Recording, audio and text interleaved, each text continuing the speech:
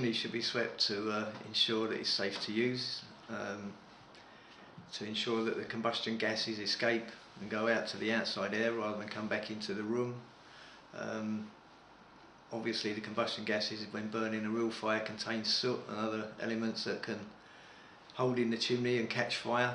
So the purpose of sweeping the chimney will be, in those two instances, to make sure that the flue's clear, it takes the combustion gases away, and also that the flue's swept clear of soot to ensure that it doesn't catch fire.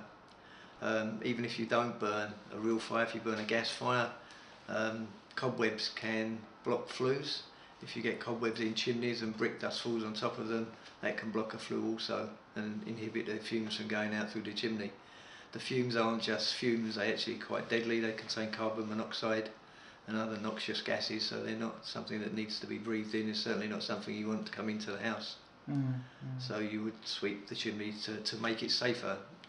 When you sweep a chimney, you can't guarantee it's 100% safe, but it's certainly a lot safer than if you don't sweep it. Chimneys need to be swept at different intervals. Chimneys burning wood need to be swept every 3 months that they're used, if they're used daily. If they're used less often, probably once a year will be fine. For smokeless coal, the recommendation is that they're swept once a year. For gas fires, once a year.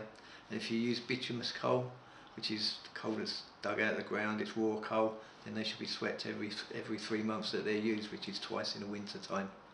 They're the guidelines from the Solid Fuel Association. There are also guidelines from my own trade association, which is the Guild of Master Chimney Sweeps. When we sweep the chimneys, after we swept them, we give you a certificate to say that the chimney's been swept in accordance with a code of practice, which is an industry standard code of practice, and we detail what we find, good or bad. It's all detailed on the certificate. So once we swept your chimney, you have information not only from us verbally, but also in writing of what we found during the sweep. If we find something that we deem to be very dangerous, or dangerous in the least, we would actually detail it on a warning notice and put a prohibition notice on the actual appliance, which would be a warning label. You would sign for both the certificate if everything's okay, or if it isn't, then you would sign for the warning notice to say that you've accepted the information we've given you is correct, and that you'd be in the breach of the regulations should you carry on using the appliance, and obviously in danger.